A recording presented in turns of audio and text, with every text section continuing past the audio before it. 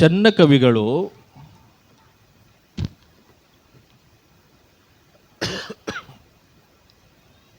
ಯಾವ ರೀತಿಯಾಗಿ ವರ್ಣನೆಯನ್ನು ಬರೀತಾರೆ? ಕೈಲಾಸದ ತಾಣದಲ್ಲಿ ಅನೇಕ ಋಷಿಪುಂಗವರು ಇರುತ್ತಾರೆ. ಶರಣರು, ಸಂತರು, ಶಿವಯೋಗಿಗಳು, ಸತ್ಪುರುಷರು ಇರುವ ಸ್ಥಳದಲ್ಲಿ ನಾರಾಯಣ ನಾರಾಯಣ ಎನ್ನುವ ರೀತಿ ಒಳಗ ಆತ ನಾರದ ಮಹರ್ಷಿ ಕೊರಳೊಳಗ ತಂಬೂರಿಯನ್ನು ಹಾಕಿಕೊಂಡು ಬರೀ ಈ ಭಾರತ ದೇಶ ಭೂಲೋಕದೊಳಗೆ ಹಿಂಗೆ ತಿರುಗಾಡ್ತಾ ಬರುವ ಸಂದರ್ಭದೊಳಗೆ ಆತನ ನಾಮಸ್ಮರಣೆ ಏನಾಗಿತ್ತು ಅಂದ್ರೆ ನಾರಾಯಣ ನಾರಾಯಣ ನಾರಾಯಣ. ಭೂಲೋಕದೊಳಗೆ ಹಿಂಗೆ ತಿರುಗಾಡುವ ಸಂದರ್ಭದೊಳಗೆ ಆತ ತಿರುಗಾಡಿದ ಮೇಲೆ ಮತ್ತೆ ಪುನಃ ಕೈಲಾಸಕ್ಕೆ ಹೋಗ್ತಾನೆ. ಎಲ್ಲಿ? ಶಿವನ ಸ್ಥಾನದಲ್ಲಿ. ಶಿವನ ಸನ್ನಿಧಾನ ಹೋಗಿದಾಗ ಶಿವ, ಪಾರ್ವತಿ, ಪರಮೇಶ್ವರರು ಇಬ್ಬರೂ ಕುಳಿತಿರುವಂಥ ಸಂದರ್ಭದೊಳಗೆ ಈತ ನಾರಾಯಣ ನಾರಾಯಣ ಅನ್ಕೋತ ಕೈಲಾಸಕ್ಕೆ ಹಿಂಗೆ ಪಾದಾರ್ಪಣೆ ಮಾಡುವ ಸಂದರ್ಭದೊಳಗೆ ಆ ಶಿವ ಮತ್ತು ಪಾರ್ವತಿ ದೇವಿ ಕರೀತಾರೆ. ನಾರದ ಮಹರ್ಷಿಗಳು ಬಂದರು, ಸುದ್ದಿ ಸಮಾಚಾರಗಳನ್ನು ತಂದಾರೋ, ಏನು ನಡೆದಿದೆ ಭೂಲೋಕದೊಳಗ ಅಂತ ಹೇಳಿ ಪರಮಾತ್ಮ ಶಿವ ನಾರದ ಮಹರ್ಷಿಗಳಿಗೆ ಕೇಳ್ತಾನೆ. ಅವಾಗ ನಾರದ ಮಹರ್ಷಿ ಹೇಳ್ತಾರೆ, ಏನೋ ಭೂಲೋಕದೊಳಗೆ ಹಿಂಗೆಲ್ಲ ತಿರುಗಾಡ್ಕೊಂತ ಬಂದೆ, ಎಲ್ಲ ಕಡೆ ಅಧರ್ಮ, ಎಲ್ಲ ಕಡೆ ಪಾಪ ಪರ್ಮ ನಡೆದದ, ಎಲ್ಲಿ ನೋಡಿದರೂ ಕೂಡ ಪುಣ್ಯ ಕಾರ್ಯವನ್ನು ನಡೆಯೋದು, ಎಲ್ಲರೂ ಕೂಡ ಅವ್ರಿಗೆ ಇವ್ರಿಗೆ ಅನ್ನುವ ಒಂದು ಪ್ರೀತಿ ಪ್ರೇಮ ಉಳಿದಿಲ್ಲ, ಧರ್ಮದಂತೆ ನಡ್ಕೊಂಡಿಲ್ಲ, ಹಿಂಗೆಲ್ಲ ನಡೆದಿದೆ ಅನ್ನುವಂಥ ಸಂದರ್ಭದೊಳಗೆ ನಾರದ ಮಹರ್ಷಿ ಶಿವನಿಗೆ ಹೇಳುವಾಗ ಶಿವ ಅಂತಾನೆ, ಯಾಕೋ ಏನಾತು ಗೊತ್ತಿಲ್ಲ, ಅಲ್ಲೆಲ್ಲ ಹಿಂಗೆ ಒಬ್ಬರಿಗೊಬ್ಬರು ಹಿಂಗೆಲ್ಲ ಕಚ್ಚಾಡುವ ಹಿಂಗೆ ಸಂದರ್ಭದ ನಡೆದದ, ಹೆಂಗೆ ಮಾಡೋದಂದಾಗ ಅವಾಗ ಪರಮಾತ್ಮ ಅಂತಾನೆ, ಸಂಸ್ಕಾರವನ್ನು ಸಂಸ್ಕೃತಿಯನ್ನು ಧರ್ಮದಂತೆ ನಡೆಯುವ ರೀತಿ ಒಳಗೆ ಒಬ್ಬ ಮಹಾತಾಯಿ ಜಗನ್ಮಾತೆ ಅನ್ನುವಂಥ ಒಬ್ಬನನ್ನು ಭೂಲೋಕಕ್ಕೆ ಕಳಿಸೋಣ, ಯಾಕೆ ವಿಚಾರ ಮಾಡ್ತಿ? ನಿಂದು ಹಿಂಗೆ ಲೋಕವನ್ನು ತಿರುಗಾಡಿಕೊಂಡು ಬಂದು ಸುದ್ದಿ ಸಮಾಚಾರವನ್ನು ತಿಳಿಸೋದು. ಅವಾಗ ಪಾರ್ವತಿಯ ಪ್ರೀತಿಯ ಪಾತ್ರನೆನಿಸುವ ಶಿಷ್ಯಳು ಒಬ್ಬ ತಾಯಿಗೆ ಪರಮಾತ್ಮ ಆಜ್ಞೆ ಮಾಡ್ತಾನೆ. ವಿಜಯಾಂಬೆ ಎನ್ನುವಂಥ ಒಂದು ದೇವಿಗೆ ಕರೆದು, ಅಮ್ಮ ನೀನು ನೋಡು ಭೂಲೋಕದೊಳಗೆ, ಭಾರತ ದೇಶದೊಳಗೆ ಭೂಲೋಕದೊಳಗೆ ಹಿಂಗೆ ನಡೆದಿರುವ ಸಂದರ್ಭದೊಳಗೆ ನೀನು ಎಲ್ಲ ಧರ್ಮದಂತೆ ನಡ್ಕೊಳ್ಳುವಂಥ ರೀತಿ ಒಳಗೆ ಆ ಕಾರ್ಯವನ್ನು ನಡೆಸುವಂತ ಹೇಳಿ ಕಳಿಸ್ತಾನೆ. ಯಾರು? ಪರಮಾತ್ಮ ಮತ್ತು ಪಾರ್ವತಿ. ಆತ ಪರಮಾತ್ಮ ಮತ್ತು ಪಾರ್ವತಿ ದೇವಿ ಎಲ್ಲಿ ಹುಟ್ಟಬೇಕು, ನೀನು ಎಲ್ಲಿ ಜನನಾಗಬೇಕು, ಎಲ್ಲಿ ಕ್ಷೇತ್ರ ಪುಣ್ಯಕ್ಷೇತ್ರ ಅನ್ನುವ ರೀತಿಯೊಳಗ ಕವಿ ಬರೀತಾನೆ. ಬಹಳ ದಟ್ಟ ಅರಣ್ಯವಾಗಿರುವಂಥ ಕಾಡು ಪರ್ವತ, ದಟ್ಟವಾಗಿರುವಂಥ ಕಾಡು ಪರ್ವತ, ಯಾರೂ ಸುಳಿಯಿಲ್ಲ. ಕಾಡಿನೊಳಗ ಎಲ್ಲ ಪ್ರಾಣಿಗಳು ಜೀವರಾಶಿಗಳು ಹರಿದಾಡ್ತಾ ಇದ್ದಾವೆ, ನಡೆದಾಡ್ತಾ ಇದ್ದಾವೆ, ಜೀವನ ನಡೆಸ್ತಾ ಇದ್ದಾವೆ. ಹುಲಿ, ಸಿಂಹ, ಕರಡೆ, ಹಾವು, ಮುಂಗಸಿ ಇವೆಲ್ಲವೂ ಕೂಡ ದಟ್ಟ ಅರಣ್ಯ ಕಾಡಿನೊಳಗಿರುವಂಥ ಬಹಳ ಭಯಂಕರವಾಗಿರುವಂಥ ಪುಣ್ಯಕ್ಷೇತ್ರಮಯವಾಗಿರುವಂಥ ಒಂದು ಪರ್ವತ. ಆ ಪರ್ವತದ ಪಕ್ಕದೊಳಗಿರುವಂಥ ಒಂದು ಪುಟ್ಟ ಗ್ರಾಮ ಇದೆ.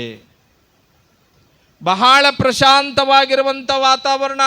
ಅದು ಯಾವುದು ಅಂದರೆ ದೊಡ್ಡದಾಗಿರುವಂಥ ಶ್ರೀಶೈಲದ ಪರ್ವತದೊಳಗ, ಅದೇ ಪರ್ವತದೊಳಗ, ಅದೇ ಗ್ರಾಮದೊಳಗ, ಅದ ದಟ್ಟ ಅರಣ್ಯದ ಕಾಡಿನೊಳಗ ಎಲ್ಲ ಜೀವರಾಶಿಗಳು ಪುಣ್ಯ ಕಾರ್ಯವನ್ನು ಮಾಡ್ತಾವ, ಪುಣ್ಯದ ಕೆಲಸಗಳನ್ನು ಮಾಡ್ತಾವ, ಒಂದಕ್ಕೊಂದು ಪ್ರೀತಿಯಿಂದ ನಡ್ಕೊಳ್ತಾವ ಕಾಡಿನೊಳಗ. ಅಂಥದ್ರೊಳಗ ಒಂದು ಪುಟ್ಟ ಗ್ರಾಮ ಇದೆ. ಆ ಗ್ರಾಮದೊಳಗ ನೀನು ಹೋಗಿ ಇಂಥವರ ಮನೆಯೊಳಗ ಇಂಥವರ ಸಂಸ್ಕಾರ ಸಂಸ್ಕೃತಿಯನ್ನು ಧರ್ಮದಂತೆ ನಡೆದುಕೊಳ್ಳುವಂಥ ಒಂದು ಇಬ್ಬರ ದಂಪತಿಗಳ ಗರ್ಭದೊಳಗೆ ಹೋಗಿ ನೀನು ಯಾರು ಹೇಳಕತ್ತಾರ? ಶಿವ ಹೇಳಕತ್ತಾನ. ಯಾರಿಗೆ? ವಿಜಯಾಂಬೆ ಅನ್ನುವಂಥ ಒಬ್ಬ ದೇವಿಗೆ. ಅವಾಗ ಆ ತಾಯಿ ಜಗನ್ಮಾತೆ ಕೈ ಮುಕ್ಕೊಂಡು ಶಿವ ಹೇಳುವ ಆಜ್ಞೆಯ ಪ್ರಕಾರ ದಟ್ಟ ಅರಣ್ಯವಾಗಿರುವ ಶ್ರೀಶೈಲದ ಪರ್ವತದ ಗುಡ್ಡದೊಳಗ ಪುಟ್ಟ ಗ್ರಾಮ ಪುಣ್ಯಕ್ಷೇತ್ರ ಅಂತ ಅರಣ್ಯದ ಕಾಡಿನೊಳಗ ಗ್ರಾಮದೊಳಗ ನಾನು ಹೋಗಿ ಜನಿಸಬಹುದಾ? ನಿಮ್ಮ ಆಜ್ಞೆಯ ಪ್ರಕಾರ ನಾನು ಹೋಗಬಲ್ಲೆ. ಅವಾಗ ಶಿವನ ಆಜ್ಞೆಯ ಪ್ರಕಾರ ಆ ಶ್ರೀಶೈಲದ ಪರ್ವತದ ಪಕ್ಕದಲ್ಲಿರುವಂಥ ಒಂದು ಪುಟ್ಟ ಗ್ರಾಮದೊಳಗ, ಅದು ಎಲ್ಲಿ ಬರ್ತದಂತಂದ್ರೆ, ಈಗ ನಾವು ಬರೀ ಊರಿನೊಳಗೆ ಒಬ್ರಿಗೊಬ್ರು ನೋಡ್ಕೊಂಡು ಕಚ್ಚಾಡ್ತೇವೆ. ಆದ್ರೆ ಆ ಕಾಡಿನೊಳಗ ಹಚ್ಚ ಹಸಿರಿನ ಗಿಡಗಂಟೆಗಳು, ಹೂವಿನ ತೋಟಗಳು, ಎಲ್ಲ ಪ್ರಾಣಿ ಪಕ್ಷಿಗಳು ಒಂದಕ್ಕೊಂದು ವೈರಿ ಇದ್ರೂ ಕೂಡ ಬಹಳ ಪ್ರೀತಿಯಿಂದ ಬಾಳುವಂಥ ಪ್ರಾಣಿಗಳು. ಆ ಪ್ರಾಣಿಗಳ ಪಕ್ಕದಲ್ಲಿರುವಂಥ ಇನ್ನೊಂದು ಪುಟ್ಟ ಗ್ರಾಮ ಅಂದರೆ ಅದು ರಾಮಾಪುರ ಅನ್ನುವಂಥ ಪುಟ್ಟ ಗ್ರಾಮ. ಅದು ಎಲ್ಲಿ ಬರ್ತದ? ದೂರೇನೂ ಇಲ್ಲ. ಶ್ರೀಶೈಲದ ದಕ್ಷಿಣದಕ್ಕಿರುವ ವೆಲ್ಲಟೂರು ಜಿಲ್ಲೆಯ ಪಕ್ಕದಲ್ಲಿ ಒಂದು ಪುಟ್ಟ ಗ್ರಾಮ. ಯಾವುದು ಅಂದರೆ ರಾಮಾಪುರ ಅಂತ. ಆ ರಾಮಾಪುರದು ಕೂಡ ದೊಡ್ಡ ಹಳ್ಳಿ ಅಲ್ಲ, ಬಹಳ ದೊಡ್ಡ ಹಳ್ಳಿ ಅಲ್ಲ, ಪುಟ್ಟ ಗ್ರಾಮ. ಆ ಪುಟ್ಟ ಗ್ರಾಮದೊಳಗಿರುವಂಥ ಒಳ್ಳೆಯ ಈಶ್ವರ ದೇವಸ್ಥಾನ, ಶ್ರೀಶೈಲದ ಮಲ್ಲಿಕಾರ್ಜುನ ದೇವರ ಆರಾಧನೆ ಮಾಡುವ ಒಬ್ಬ ಭಕ್ತ.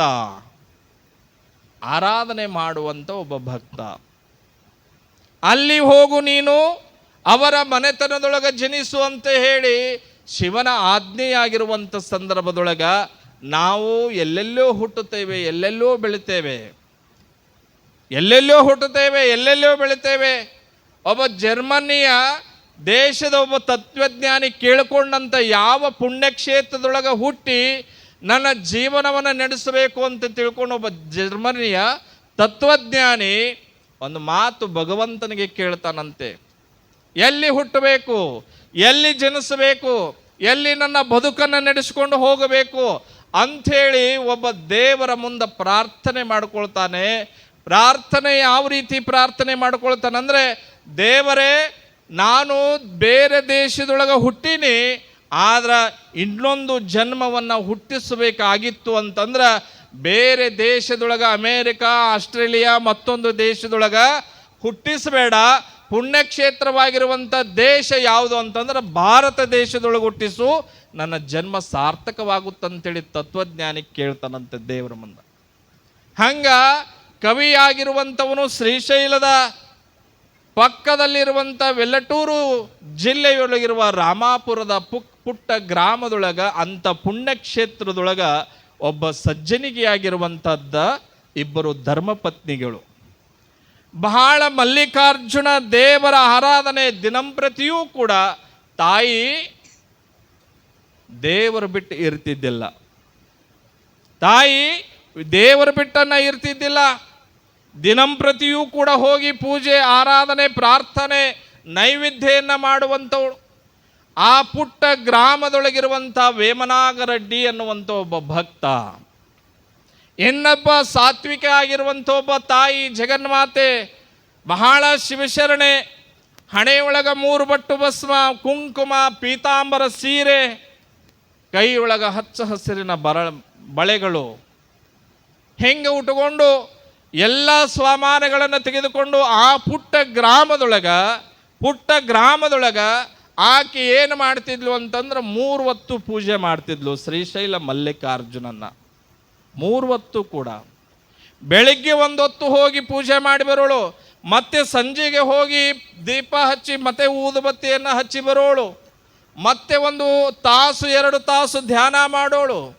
ಹಿಂಗೆ ಮಾಡುವ ಸಂದರ್ಭದೊಳಗೆ ಒಳ್ಳೆಯ ಸಂಸ್ಕಾರದ ಜೀವನವನ್ನು ನಡೆಸಿಕೊಂಡು ಹೋಗಬೇಕಾದ್ರೆ ಆ ಪುಟ್ಟ ಗ್ರಾಮದ ರಾಮಾಪುರ ಎನ್ನುವಂಥ ಗ್ರಾಮದೊಳಗೆ ಜೀವನವನ್ನು ನಡೆಸಿಕೊಳ್ಳುವಂಥ ಸಂದರ್ಭದೊಳಗ ಬೇರೆಯವರು ಯಾರೂ ಕೂಡ ಆ ಇಬ್ಬರೂ ದಂಪತಿಗಳಿಗೆ, ಗಂಡ ಹೆಂಡತಿಗೆ ಒಂದು ಮಾತೂ ಅನ್ನಲಿಲ್ಲ. ಅವರ ಕಂಡರೆ ಯಾರು ವೇಮನಾಗರೆಡ್ಡಿ ಎನ್ನುವಂಥ ಭಕ್ತ ಮತ್ತು ಗೌರಮ್ಮ ಅನ್ನುವಂಥ ಭಕ್ತಳಿಗೆ ಆ ಇಬ್ಬರೂ ದಂಪತಿಗಳು ಕಂಡರೆ ಸಾಕ್ಷಾತ್ ಪರಮಾತ್ಮ ಪಾರ್ವತಿಯಂಗ ಕಾಣ್ತಿದ್ರು, ಕೈ ಮುಗಿಯೋರು. ಯಾರಾದರೂ ಜಂಗಮರು, ಯಾರಾದರೂ ಭಿಕ್ಷುಕರು, ಯಾರಾದರೂ ಮತ್ತೊಬ್ಬರು ಬಂದ್ರಂದ್ರೆ ಅವರಿಗೆ ಹಾಗೇ ಕಳಿಸ್ತಿದ್ದಿಲ್ಲ ಅಂಥ ಧರ್ಮಪತ್ನಿಗಳು.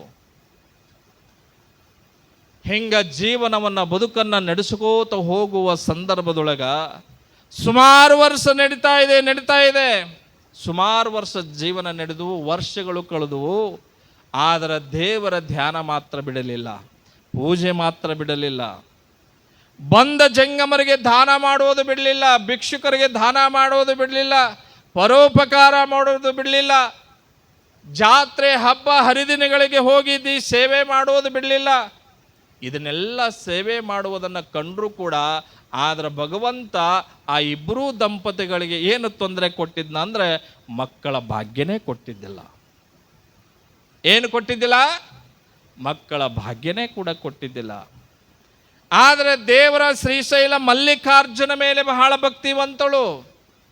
ಮಲ್ಲಿಕಾರ್ಜುನ ಕಣ್ಣ ತೆರಲಿಲ್ಲ. ದಿನಂಪ್ರತಿಯೂ ಪೂಜೆ ಮಾಡ್ತಾ ಮಾಡ್ತಾ ಹೋದರೂ ಕೂಡ ಆ ಸಂಸಾರದ ಜೀವನದ ಕುಟುಂಬಕ್ಕೆ ಮುಂದಿನ ಒಂದು ಕುಡಿ ಬೆಳಗಿಸಬೇಕು ಅನ್ನುವಂಥ ರೀತಿಯೊಳಗೆ ಇದ್ದರೂ ಕೂಡ ಆ ಗೌರಮ್ಮ ತಾಯಿಯಾಗಿರುವಂಥವಳು ದಿನಂಪ್ರತಿಯೂ ಕೂಡ ಮಲ್ಲಿಕಾರ್ಜುನಲ್ಲಿ ಬೇಡ್ಕೊಳ್ತಿದ್ಲು. ಏನಂತ? ನನ್ನ ವಂಶಕ್ಕೆ ಒಂದು ಏನಾದರೂ ಕುಡಿಯನ್ನು ಕೊಡು. ಹೀಗೆ ಕೇಳಿಕೊಳ್ಳುವ ಸಂದರ್ಭದೊಳಗೆ ದಿನಂಪ್ರತಿಯೂ ಕೂಡ ನಡೀತಾ ಇತ್ತು. ಬಹಳ ಬೇಜಾರಾತು. ಈಗ ನೋಡ್ರಿ, ನೀವು ಅಜ್ಜಾರ ಮುಂದೆ ಬರ್ತೀರಿ, ನೀವು ಬಂದು ಕೇಳ್ಕೊಳ್ತೀರಿ. ಏನಂತ ಕೇಳ್ಕೊತೀರಿ? ಯಪ್ಪ, ನಮಗೆ ಭಾಳ ತೊಂದರೆ ಆಗೈತಿ, ಕೈಯಾಗ ರೊಕ್ಕನ ನಿಂದ್ರವಲ್ವು, ಮತ್ತು ದುಡ್ದೀವಿ ಕೈಯಾಗ ರೊಕ್ಕನ ನಿಂದ್ರವಲ್ದು, ಮತ್ತು ಹಿಂಗೆ ಇಬ್ಬರು ಗಂಡ ಹೆಂಡ್ತಿ ದುಡ್ಕೊಂಡು ಬರ್ತೀವಿ, ಒಬ್ರಿಗೊಬ್ರು ಸರಿಯಾಗಿನ ಮಾತಾಡಂಗಿಲ್ಲ, ಒಬ್ರಿಗೊಬ್ರು ಸರಿಯಾಗಿ ಚೆಂದಾಗಿ ಊಟ ಮಾಡಂಗಿಲ್ಲ, ಮಗ ನಮ್ಮ ಮಾತು ಕೇಳಂಗಿಲ್ಲ ಅಂತಿರಿಲ್ಲ. ಅಂದುಕೊಂಡು ಗುರುವಿನ ಹತ್ರ ಬರ್ತೀರಿ, ಅಂದುಕೊಂಡು ಹೋಗಿ ದೇವರ ಹತ್ರ ಹೋಗಿ ಕೇಳ್ಕೊಳ್ತೀರಿ. ಎಷ್ಟು ದಿವಸ? ಬಹಳ ಆದರೂ 1 ವಾರ ಕೇಳ್ತೀರಿ. ನೀವು 1 ವಾರ ಕೇಳ್ತೀರಿ, ದೇವ್ರ ಮುಂದೆ ಹೋಗಿ ಅರಿಕೆ ತೊಡ್ತೀರಿ. ಆ ದೇವರು ನಿಮಗೆ ವರ ಕೊಟ್ಟ ಚಲೋ, ವರ ಕೊಡಲಿಲ್ಲ ಅಂದ್ರೆ ಏನಂತೀರಿ ನೀವು? ಆ ದೇವ್ರನ್ನ ಮರ್ತಾ ಬಿಡ್ತೀರಿ ನೀವು. ಮತ್ತು ನಾಳೆ ಯಾರು ಒಬ್ರು ಹೇಳಿಕೆ ಹೇಳ್ತಾರಂದ್ರೆ ಅಲ್ಲಿಗೆ ಹೋಗ್ತೀರಿ. ಹೇಳಿಕೆ ಹೇಳ್ತಾರ, ನಿಂಬೆಹಣ್ಣು ಮಂತ್ರಿಸ್ಕೊಡ್ತಾರ, ದಾರ ಕೊಡ್ತಾರ, ತಾಯ್ತಾ ಕೊಡ್ತಾರ, ಮತ್ತೊಂದು ಕೊಡ್ತಾರ. ಆ ದೇವ್ರು ಮರ್ತಾ ಬಿಡ್ತೀರಿ. ಆ ದೇವ್ರು ಮರ್ತು ಬಿಡ್ತೀರಿ, ಆ ಗುರುಗಳು ಮರ್ತು ಬಿಡ್ತೀರಿ, ಎಲ್ಲರನ್ನೂ ಮರ್ತೀರಿ, ಮತ್ತೊಂದು ದೇವರನ್ನ ಹಿಡ್ಕೊಳ್ತೀರಿ. ಆದ್ರೆ ಗೌರಮ್ಮ ತಾಯಿಯಾಗಿರುವಂಥವಳು ಶಿವಶರಣೆ ಆ ಶ್ರೀಶೈಲ ಮಲ್ಲಿಕಾರ್ಜುನನ ಎಂದೂ ಕೂಡ ಬಿಡಲಿಲ್ಲ. ನನ್ನ ಹೊಟ್ಟೆಯೊಳಗೆ ಒಂದು ಕುಡಿ ಹುಟ್ಟಲಿಲ್ಲ ಅಂದರೂ ಕೂಡ ನಾನು ಆ ದೇವರ ಆರಾಧನೆಯನ್ನು ಬಿಡಬಾರದು ಅಂಥೇಳಿ ಸುಮಾರು 5-10 ವರ್ಷನೂ ಕೂಡ ಸತತವಾಗಿ ಪ್ರಯತ್ನದಿಂದ ಧ್ಯಾನ ಮಾಡಿದ್ಲು, ಪೂಜೆ ಮಾಡಿದ್ಲು. ಹೆಂಗೆ ಪೂಜೆ ಪುನಸ್ಕಾರ ಮಾಡುವ ಸಂದರ್ಭದೊಳಗೆ ಎಂದೂ ಕೂಡ ಶ್ರೀಶೈಲ ಮಲ್ಲಿಕಾರ್ಜುನನ ಆರಾಧನೆ ಮಾಡೋದು ಬಿಡಲಿಲ್ಲ. ಒಂದು ದಿವಸ ಮಧ್ಯರಾತ್ರಿ ಒಳಗ ಕನಸು ಬಿತ್ತು ಆಕೆಗೆ. ಏನಂತ? ಯಾರೋ ಒಬ್ಬ ಜಂಗಮ ಬಂದು, ಚಿಂತೆ ಪಡಬೇಡಮ್ಮ, ದುಃಖ ಪಡಬೇಡಮ್ಮ, ಮುಂದೆ ಒಳ್ಳೇದಾಗುತ್ತ ಅಂದರು. ಹೋದರು. ಎಚ್ಚರಗೊಂಡು ನೋಡ್ತಾರೆ, ಯಾರೂ ಇಲ್ಲ. ಎಚ್ಚರಗೊಂಡು ನೋಡ್ತಾರೆ, ಯಾರೂ ಇಲ್ಲ. ಯಾರೂ ಇರುವಂಥ ಸಂದರ್ಭದೊಳಗೆ ಏನಾಯ್ತು? ನನ್ನ ಈ ನಿದ್ರಾ ವಸ್ತುದೊಳಗೆ ಕನಸು ಬಂತು, ಯಾರೋ ಬಂದು ಏನೋ ಹೇಳೋದಂಗಾತು. ದುಃಖ ಮಾಡ್ಕೊಂಡು ಮತ ಹಿದ್ಲು, ಮತ ಪೂಜೆಕ್ಕೂ ಹೋದ್ಲು. ಹಿಂಗೆ ದಿನಂಪ್ರತಿಯ ಕಾಯಕ ಮಾಡುವ ಸಂದರ್ಭದೊಳಗೆ ಆಕೆ ಪೂಜೆ ಮಾಡಿ ದೇವರಿಗೆ ನೈವೇದ್ಯ ಮಾಡುವ ಸಂದರ್ಭದೊಳಗೆ ಯಾರಾದರೂ ಒಬ್ಬ ಜಂಗಮ ಬರಲಿ, ಒಬ್ಬ ಭಿಕ್ಷುಕ ಬರಲಿ, ಆತನಿಗೆ ಆ ನೈವೇದ್ಯ ಹಿಡಿದದ್ದನ್ನು ಪ್ರಸಾದವನ್ನು ಕೊಟ್ಟು ಕಳಿಸ್ತಿದ್ಲು. ಒಂದು ದಿವಸ ಬೆಳಗ್ಗೆ ಪೂಜೆ ಮಾಡಿದ್ಲು. ಇನ್ನೇನು ದೇವರಿಗೆ ನೈವೇದ್ಯ ಮಾಡಿ ಇನ್ನು ಭಿಕ್ಷುಕರಿಗಾಗಲಿ, ಆಕಳಿಗಾಗಲಿ, ಯಾವುದಾದ್ರೂ ಪ್ರಾಣಿಗಳಿಗಾಗಲಿ ಒಂದಿಷ್ಟು ಆ ಪ್ರಸಾದವನ್ನು ಕೊಡೋಣ ಅಂತ ಹೇಳಿ ಹಿಂಗೆ ಸಿದ್ಧತೆ ಮಾಡಿಕೊಂಡು ಎಲ್ಲ ಮಾಡಿ ಮುಗಿಸ್ಬೇಕನ್ನೋದ್ರೊಳಗೆ ಒಬ್ಬ ಜಂಗಮ ಬಂದ. ಹೆಗಲ ಮೇಲೆ ಜೋಳಿಗೆ ಹಾಕ್ಕೊಂಡಾನ, ಕೈ ಒಳಗೆ ಕಮಂಡಲ ಹಿಡ್ಕೊಂಡಾನ, ಬೆತ್ತವನ್ನು ಹಿಡ್ಕೊಂಡಾನ, ಆವಳಿಯನ್ನು ಹಾಕ್ಕೊಂಡಾನ, ಭಸ್ಮವನ್ನು ಧರಿಸ್ಕೊಂಡಾನ. ಹಿಂಗೆ ಹಾಕ್ಕೊಂಡು ಆಕೆಯ ಮನೆಗೆ ಹೋದ್ಲು. ಭಿಕ್ಷಾಂದೇಹಿ ಅಂತಂದ. ಅವಾಗ ಅಮ್ಮ ಗೌರಮ್ಮ ತಾಯಿ ಶಿವಶರಣೆ, ಯಪ್ಪ ನಿನ್ನನ್ನು ಹೊರಗೆ ಬಾಗಿಲಿಗೆ ನಿಂದ್ರಿಸಿ ನೀಡೋದು ಬಹಳ ತಪ್ಪಾಗುತ್ತಾ? ಬಾರಿಯಪ್ಪ, ಎಂಥ ಜಾತಿ ಇದ್ದವರು ಏನಾಯ್ತು, ಯಾವ ಕುಲ ಇದ್ರೆ ಏನಾಯ್ತು, ಬಾಯಪ್ಪ ಮನೆಯೊಳಗೆ ಬಾ ಅಂಥೇಳಿ ಆ ಜಂಗಮನನ್ನು ಒಳಗೆ ಕರ್ಕೊಂಡು ಹೋದ್ಲು. ಒಳಗೆ ಕರ್ಕೊಂಡು ಹೋಗಿ, ಯಪ್ಪ ಹಾಸಿದ್ಲು ಒಂದು ಕಂಬಳಿಯನ್ನು. ಈಗ ಮಲ್ಲಿಕಾರ್ಜುನ ದೇವ್ರನ್ನ ಪೂಜೆ ಮಾಡೀನಿ, ಮಂಗಳಾರತಿ ಮಾಡಿದ್ದೇನೆ, ಕಾಯಿ ಹೊಡೆದೇನೆ, ನೈವೇದ್ಯ ಮಾಡೇನೆ. ಒಬ್ಬ ಜಂಗಮನಿಗೆ ಪ್ರಸಾದ ಮಾಡಿಸಿ ಆತನ ಆಶೀರ್ವಾದವನ್ನು ಪಡ್ಕೊಳ್ಳೋದು ಒಂದೇ ಇತ್ತು. ಸರಿಯಾಗಿ ಸಮಯಕ್ಕೆ ಬಂದಿ ಅಂತ ಹೇಳಿ ಕರೆದು ಒಳ ಕರ್ಕೊಂಡು ಹೋಗಿ ಕಂಬಳಿ ಹಾಸಿ ಕುಂದುರಿಸಿ ಪಾದ ಪೂಜೆಯನ್ನು ಮಾಡಿ, ಪಾದ ಪೂಜೆಯನ್ನು ಮಾಡಿದ ಮೇಲೆ ಆತನಿಗೆ ಎಡೆಬಟ್ಲವನ್ನು ತೊಡಿಸಿ ತಾನು ಮಾಡಿರುವಂಥ ಅಂಬಲಿ ಇರ್ಬೋದು, ಸ್ವೀಟ್ ಇರ್ಬೋದು, ಪ್ರಸಾದವನ್ನು ಬಡಿಸಿ ಸಾಷ್ಟಾಂಗ ಹಾಕಿ, ಯಪ್ಪ ತಗೊಳ್ರಿ ಪ್ರಸಾದ ಅಂಥೇಳಿ ನಮಸ್ಕಾರ ಮಾಡಿ ಪ್ರಸಾದ ಮಾಡಿಸಿದ್ಲು. ಪ್ರಸಾದ ಮಾಡಿಸಿದ ಮೇಲೆ ಯಪ್ಪ ತಗೋ ಅಂಥೇಳಿ 2 ಕಾಯಿಗಳನ್ನು ಹಿಡ್ಕೊಂಡು ಅದರಾಗ ತಾಂಬೂಲವನ್ನು ಇಟ್ಟು ಕಾಣಿಕೆಯನ್ನು ಇಟ್ಟು, ಯಪ್ಪ ಜಂಗಮ ಯಾವುದೇ ಕುಲ ಇರೋದು ಅದು ಕಾವಿಯನ್ನು ತೊಟ್ಟಿ ನೀನು ನನಗೆ ಆಶೀರ್ವಾದ ಮಾಡು. ಆಶೀರ್ವಾದವನ್ನು ತೆಗೆದುಕೊಂಡ್ಳು. ಆತ ಜಂಗಮ ಅಂತಾನಂತ, ಏನಂತ, ನಿನಗೇನು ಬೇಕವ ಕೇಳು, ನಿನಗೇನು ಬೇಕು ಕೇಳು. ಯಪ್ಪ ನನಗೇನು ಬೇಕಂತ ಕೇಳಿ, ಇಷ್ಟು ವರ್ಷ ಆತು ನಾವಿಬ್ಬರು ಗಂಡ ಹೆಂಡತಿ ದೇವರ ಧ್ಯಾನ ಮಾಡೋದು ಮರ್ತಿಲ್ಲ, ದೇವರ ಪೂಜೆ ಮಾಡೋದು ಮರ್ತಿಲ್ಲ. ಯಪ್ಪ ಈ ವಂಶಕ್ಕೆ ಒಂದು ಕುಡಿ ಹುಟ್ಟಿಲ್ಲ, ಯಾವುದಾದ್ರೂ ಒಂದು ಮಗುವನ್ನು ಕರುಣಿಸು ಅಂತ ಹೇಳಿ ಗಂಡು ಮಗು ಕೇಳೋದು ಬದಲು ಆಕೆ ಏನು ಮಾಡಿದ್ಲು, ಹೆಣ್ಣು ಮಗುನ ಕೇಳಿದ್ಲು. ಯಾರು? ಗೌರಮ್ಮ ತಾಯಿ. ವಂಶವನ್ನು ಬೆಳೆಸುವುದಕ್ಕಾಗಿ ತನ್ನ ಮನೆತನಕ್ಕೆ ಗಂಡು ಮಗು ಕೇಳೋದು ಬದಲು ಒಂದು ಹೆಣ್ಣು ಮಗುವನ್ನು ಕೊಡು ಅಂತ ಕೇಳಿಬಿಟ್ಲು. ಅವಾಗ ಜಂಗಮ ಏನು ಹೇಳ್ತಾನಂದ್ರೆ, ನೀನೇನು ಚಿಂತೆ ಪಡಬೇಡ, ನೀನೇನು ದುಃಖ ಪಡಬೇಡ. ಜೋಳಿಗೆ ಒಳಗೆ ಆತನದು ಎಡಿಬಟ್ಲೆ ಇತ್ತು, ಭಸ್ಮ ಇತ್ತು, ರುದ್ರಾಕ್ಷಿ ಇತ್ತು, ಏನೆಲ್ಲ ಇಟ್ಕೊಂಡಿರ್ತಾರೆ ಅವರು. ಜೋಳಿಗೆ ಒಳಗೆ ಏನೆಲ್ಲ ಇಟ್ಕೊಂಡಿರ್ತಾರೆ.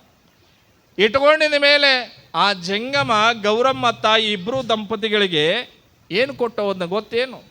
ಏನು ಕೊಟ್ಟೋದ ನೋಡಮ್ಮ, ಚಿಂತಿಸಬೇಡ, ನನ್ನ ಜೋಳಿಗೆ ಒಳಗೆ ಭಸ್ಮದ ಪುಡಿ ಇದೆ ತಗೋ ಅಂತೇಳಿ ಒಂದು ಪಟ್ಟಣದೊಳಗೆ ಒಂದು ಚೀಟದೊಳಗೆ ಪೇಪರ್ದೊಳಗೆ ಹಾಕಿ ತಗೋ, ಇದನ್ನು ದಿನಂಪ್ರತಿಯೂ ಕೂಡ ನೀನು ದೇವರ ಪೂಜೆ ಆಗಿದ ಮೇಲೆ ತೀರ್ಥವನ್ನು ತಗೊಳ್ತೀಯಲ್ಲ, ಪಾದೋದಕವನ್ನು ನೀನು ತೆಗೆದುಕೊಳ್ತೀಯಲ್ಲ, ಆ ತೀರ್ಥವನ್ನು ತೆಗೆದುಕೊಳ್ಳುವುದ್ರೊಳಗ ನೀರಿನೊಳಗ ತೀರ್ಥದೊಳಗ ಒಂದು ಚಿಟಿಗೆಯ ಭಸ್ಮವನ್ನು ಹಾಕಿ ದಿನಂಪ್ರತಿಯೂ ಕುಡಿ ಅಂತ ಹೇಳ್ತಾರೆ. ದಿನಂಪ್ರತಿಯೂ ಕೂಡ ಕುಡಿ. ಆತ ಜಂಗಮ ಕೊಟ್ಟಿರುವಂಥ ಭಸ್ಮದ ಪುಡಿಯನ್ನು ಆ ತಾಯಿ ಗೌರಮ್ಮ ತಾಯಿ ಏನು ಮಾಡ್ತಾಳಂದ್ರೆ, ಭಸ್ಮ ಮುಗಿಯವರೆಗೂ ಕೂಡ ಜಂಗಮ ತಾಯಿ ಭಸ್ಮ ಮುಗಿಯವರೆಗೂ ಕೂಡ ಏನು ಮಾಡ್ತಾಳಂದ್ರೆ, ಎಲ್ಲ ಪೂಜೆ ಮಾಡಿದ ಮೇಲೆ ತೀರ್ಥವನ್ನು ತೆಗೆದುಕೊಳ್ಳಬೇಕಾದ್ರೆ ಜಂಗಮ ಕೊಟ್ಟಿರುವಂಥ ಭಸ್ಮದ ಪುಡಿಯನ್ನು ಹಾಕಿ ಹಿಂಗೆ ಸ್ವೀಕಾರ ಮಾಡ್ತಿದ್ಲು. ಸ್ವೀಕಾರ ಮಾಡುವ ಸಂದರ್ಭದೊಳಗೆ ಆತ ಜಂಗಮ ಇನ್ನೊಂದು ಮಾತು ಹೇಳಿದ್ದ, ನೀನೇನು ಕೂಡ ವ್ಯಥೆ ಪಡಬೇಡ, ಚಿಂತಿಸಬೇಡ, ವರ್ಷ ತುಂಬೋದ್ರೊಳಗೆ ಹೆಣ್ಣು ಮಗು ಜನಿಸ್ತದ, ನೀನೇನು ವಿಚಾರ ಮಾಡಬೇಡ, ಹೋಗು ಅಂತ ಹೇಳಿದ. ಭಸ್ಮದ ಪುಡಿಯನ್ನು ಕೊಟ್ಟು ಕಳಿಸಿದ ಮೇಲೆ ಆ ಭಸ್ಮದ ಪುಡಿಯನ್ನು ಮುಗಿಯುವ ತನಕೂ ಕೂಡ ತಗೊಂಡಿದ ಮೇಲೆ ಗರ್ಭವತಿಯನ್ನು ಆದ್ಲು. ಯಾವುದ್ರ ಮುಖಾಂತರ? ಆಕೆ ಧ್ಯಾನ, ಪೂಜೆ, ನಮಸ್ಕಾರ, ಇನ್ನೊಂದು ಏನು ಇತ್ತು ಅಂತಂದ್ರೆ ವಿಶ್ವಾಸವಿತ್ತು. ದೇವರ ಮೇಲೆ ವಿಶ್ವಾಸ ಇತ್ತು, ಜಂಗಮನ ಮೇಲೆ ವಿಶ್ವಾಸವಿತ್ತು. ಕೊಟ್ಟಿದ್ದು ಭಸ್ಮದಿಂದ ವಿಶ್ವಾಸ ಇತ್ತು. ಒಬ್ಬರು ಇಸ್ಕೊಂತಿರ್ತಾರ, ತಗೊಳ್ಳೋ ಬೇಡ, ಏನಾಕತ್ತೋ ಏನೋ, ತಗೊಳ್ಬೇಕು, ಆದರೆ ಮನಸ್ಸಾಪೂರ್ವಕವಾಗಿ ತಗೊಳ್ಬೇಕು. ನನಗೆ ಹಿಂಗಾಗುತ್ತಾ ಅಂತ ತಿಳ್ಕೊಂಡು ತಗೊಳ್ಬೇಕು, ಆದ್ರೆ ಮನಸ್ಸ ಇಚ್ಛೆ ಇಲ್ಲಲಾರದ ತಗೊಳ್ಬಾರದು. ಮನಸ್ಸು ಇಚ್ಛಲಾರ ತೊಗೊಳ್ಬಾರ್ದು. ದೇವ್ರಿಗಾಗಲ್ಲ. ಅದು ತೊಗೊಂಡಿದ ಮೇಲೆ ದೇವ್ರಿಗೆ ಬೈಯಪ್ಪಕ್ಕೆ ಇದ್ರಿ ನೀವು. ತೊಗೊಂಡು ಬಿಡ, 28 ಗುಳಿಗೆ ನುಂಗಿದ್ನೇ ಆಗಲೇ ಇಲ್ಲ, ಒಂದು ಟಾನಿಕ್ ಬಾಟ್ಲಿ ಮುಗಿಸಿದ್ನೇ ಆಗಲೇ ಇಲ್ಲ ಅಂದ್ರೆ ಏನು ಮಾಡ್ಬೇಕು? ಮನಸ್ಸಿಚ್ಛೆನ ತಗೊಳ್ಳಿಲ್ಲ ಅಂತಂದ್ರೆ ದೇವರೇನಾದರೂ ಕೂಡ ಒಲಿತಾನೇನು? ಒಲೆಂಗಿಲ್ಲ. ಮನಃಪೂರ್ವಕವಾಗಿ ನನಗೆ ಆಗ್ತದ ಜಂಗಮನ ಆಶೆಯ ಪ್ರಕಾರ, ಜಂಗಮನ ವಿಶ್ವಾಸದ ಪ್ರಕಾರ ಹಾಗೇ ಆಗುತ್ತಾ ಅನ್ನುವಂಥ ವಿಶ್ವಾಸದಿಂದ ಆ ಔಷಧವನ್ನು ತಗೊಂಡ್ರೆ ಮಗು ಹಾಗೇ ಆಗುತ್ತ. ಹಂಗೆ ಗೌರಮ್ಮ ತಾಯಿ ಆಗಿರುವಂಥವಳು ಹೆಂಗೆ ಮಾಡಿದ್ಲು ಅಂತಂದ್ರೆ, ಯಾರ ಮೇಲೆ ವಿಶ್ವಾಸ ಇಟ್ಟಿದ್ಲು ಅಂದ್ರೆ ಶ್ರೀಶೈಲ ಮಲ್ಲಿಕಾರ್ಜುನನ ಮೇಲೆ, ಇನ್ನೊಂದು ಆ ಜಂಗಮ ಕೊಟ್ಟು ಹೋಗಿರುವಂಥ ಭಸ್ಮದ ಮೇಲಿಂದ ತಗೊಂಡಿದ ಮೇಲೆ ತನ್ನ ಕಾಯಕ ನಿಂದ್ರಿಸಲಿಲ್ಲ. ಕಾಯಕ ನಿಂದ್ರಿಸಲಾರದ ದಿನಂಪ್ರತಿಯೂ ಕೂಡ ಹಿಂಗೆ ಜೀವನವನ್ನು ನಡೆಸಿದ ಮೇಲೆ 6 ತಿಂಗಳ 7 ತಿಂಗಳ 8 ತಿಂಗಳ ಹಿಂಗೆ ಗರ್ಭವತಿಯ ಸಂದರ್ಭದೊಳಗೆ ಇನ್ನೇನಾಗುತ್ತೆ ಅಂತಂದ್ರೆ 9 ತಿಂಗಳದೊಳಗೆ ತುಂಬುವ ಸಂದರ್ಭದೊಳಗೆ ಬಯಕೆ ಹತ್ತವಿಲ್ರಿ. ಹೆಣ್ಮಕ್ಳಿಗೆ ಬಯಕೆ ಹತ್ತವಿಲ್ರಿ. ಸಿಕ್ಕದ ತಿನ್ಕೊಂತ ಹೋಗೋದು, ಸಿಕ್ಕದ ತಿನ್ನೋದ.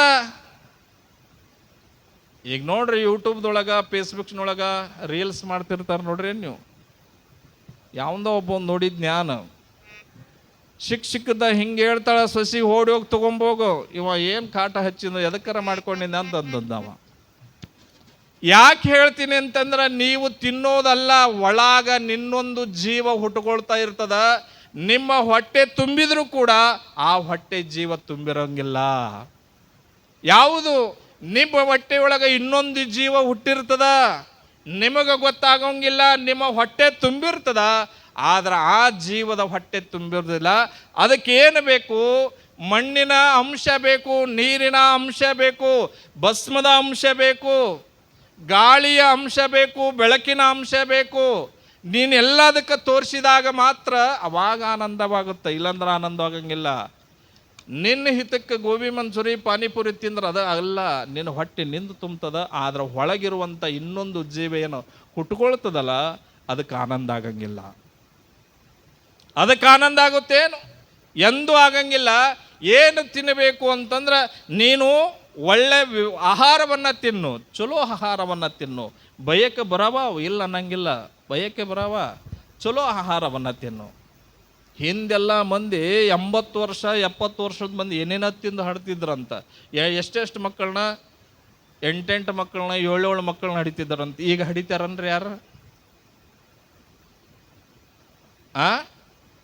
ಎಂದೂ ಹಡಂಗಿಲ್ಲ. ಒಂದು ಹೆಣ್ಣು ಒಂದು ಗಂಡು ಸಾಕು, ನಾಟ್ ರೀಚಬಲ್. 3ನೇದಕ್ಕೆ ಒಲ್ಲೆ ಕಟ್ಟ. ಅಲ್ಲಿ ಒಂದು ಅಜ್ಜಿ ಇದ್ದಾಳ, ಅಲ್ಲೊಬ್ಬಕ್ಕೆ ಅಜ್ಜಿ ಇದ್ದಾಳ, ಇಲ್ಲೊಬ್ಬಕ್ಕೆ ಅಜ್ಜಿ ಇದ್ದಾಳ, ಅಲ್ಲೊಬ್ಬ ಕಾಣವಲ್ರಿ ನನಗೆ. ಅವ್ರು ಆಗಿನ ಕಾಲದೊಳಗೆ 7 ಮಂದಿ 8 ಮಂದಿನ ಹಡಿತಿದ್ರು. ಈಗ ಆಗಂಗಿಲ್ಲ ಬಿಡ್ರಿ. ಯಾಕಂತಂದ್ರೆ ಎಲ್ಲ ಡ್ರೈ ಫುಡ್ಡ, ಮಿತಾಹಾರನೇ, ತಯಾರು ಮಾಡಿದ್ದನೇ ಕೂಡ ಉಂಡಿದ್ರೆ ನಿಮಗೆ ಅಡ್ಯಾಕೆ ಏನು ಬರ್ತದೆ? ಸಾಧ್ಯ ಇಲ್ಲ. ಆದರೆ ಇಂದಿನ ಎಲ್ಲ ಆ ತಾಯಿ ಅಂದ್ರೆ ಹೆಂಗ ಅಂತಂದ್ರೆ, ತಾವು ಸತತವಾಗಿ ಬೀಸ್ತಿದ್ರು, ಕುಟ್ತಿದ್ರು, ಕಾಯಕ ಮಾಡ್ತಿದ್ರು, ಬೀಸ್ತಿದ್ರು, ಕುಟ್ತಿದ್ರು, ಮತ್ತು ಹಸನು ಮಾಡ್ತಿದ್ರು, ಜೇಡಿ ಹಿಡಿತಿದ್ರು, ಹೋಗಿ ಕಣಕ್ಕೆ ಹೋಗಿ ಕಣದೊಳಗಿರುವಂಥ ಎಲ್ಲ ರಾಶಿಗಳನ್ನು ಮುಗಿಸ್ಕೊಂಡು ಬರ್ತಿದ್ರು, ಸ್ವಚ್ಛ ಮಾಡಿಕೊಂಡು ಅದನ್ನು ತೊಳ್ಕೊಂಡು ಉಣ್ತಿದ್ರು. ಈಗ ಹಂಗಿಲ್ರಿ, ಉಲ್ಟಾ ಆಗೈತಿ. ಈಗ ಹಂಗಿಲ್ಲ. ಹಂಗೆ ಮಾಡಿದ್ರೆ ಅಂತಂದ್ರೆ ಮಕ್ಕೊಂಡ ಬಿಡ್ತೀವಿ ನಾವು. ಹಂಗೆ ಮಾಡಿದ್ವಿ ಅಂದ್ರೆ ಮಕ್ಕೊಂಡ ಬಿಡ್ತೀವಿ.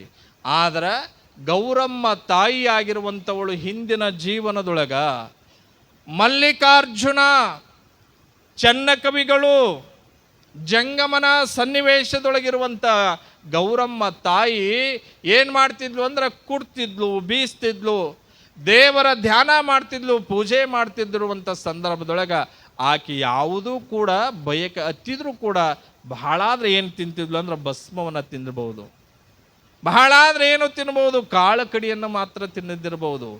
ಹಿಂಗೆ 9 ತಿಂಗಳ ತುಂಬಿರದ ಮೇಲೆ ಏನಾಗುತ್ತಾ ಅಂತಂದ್ರೆ, ತಾನು ಜಂಗಮನಿಂದ ಪಡೆದುಕೊಂಡು ಬಂದಿರುವಂಥವಳು ಏನು ಕೇಳಿದ್ಲು ಅಂದ್ರೆ ಒಂದು ಹೆಣ್ಣು ಮಗುವನ್ನು ಕೊಡು ಅಂತ ತಿಳ್ಕೊಂಡು ಹೇಳಿದಾಗ ಶಿವ ಏನು ಹೇಳಿ ಕಳಿಸಿದ್ನಲ್ಲ, ಯಾರನ್ನ?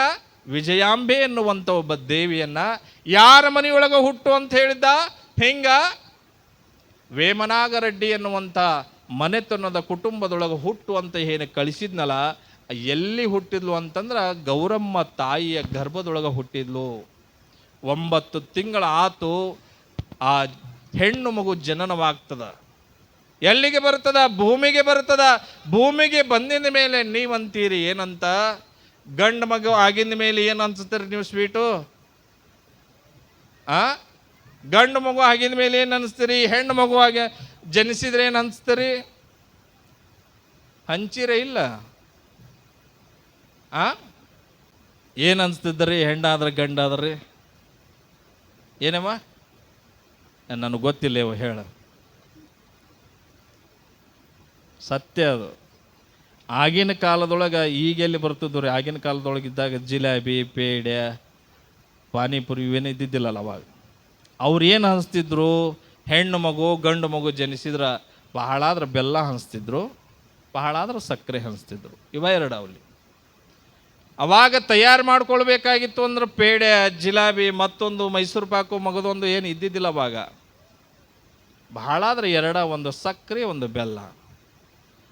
ನಮ್ಮ ಮನೆತನದೊಳಗೆ ಕುಟುಂಬದೊಳಗೆ ಹಿಂಗೆ ಹೆಣ್ಣು ಮಗು ಜನಿಸಿದೆ ಅಂಥೇಳಿ ತಾಯಿ ಏನು ಮಾಡ್ತಾಳೆ? ಗೌರಮ್ಮ ತಾಯಿ ಅಂದ್ರೆ ಎಲ್ಲರ ಓಣಿ ಒಳಗೆ ಹೋಗಿ ತಾನು ಹಂಚುವುದಕ್ಕಿಂತ ಗಂಡನನ್ನು ಕರೆದು ತನ್ನ ಗೆಳತಿಯರನ್ನ ಕರೆದು ಏನು ಮಾಡ್ತಾಳಂದ್ರೆ ಓಣಿ ತುಂಬ ಹೋಗಿ ಬೆಲ್ಲವನ್ನು, ಸಕ್ಕರೆಯನ್ನು, ಸಿಹಿಯಾದ ಪದಾರ್ಥಗಳನ್ನು ಹೋಗಿ ಹಂಚಿ ಬರ್ತಿದ್ಲು.